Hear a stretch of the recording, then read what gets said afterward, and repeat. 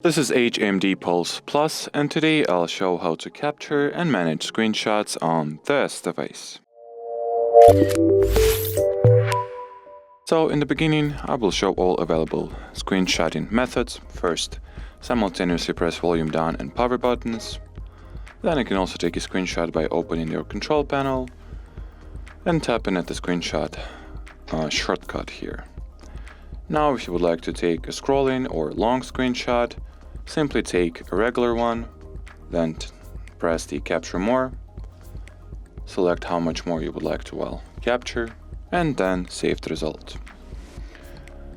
Once you have taken the screenshot, as you can see, this little toolbar appears from which you can share your screenshot, or you can start editing it by tapping at this icon. And from here you can also erase it right away if necessary.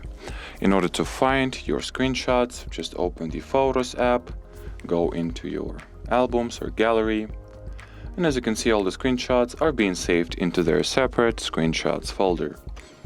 And well, that will be more or less everything. So thanks for watching, thanks for your attention, and bye bye.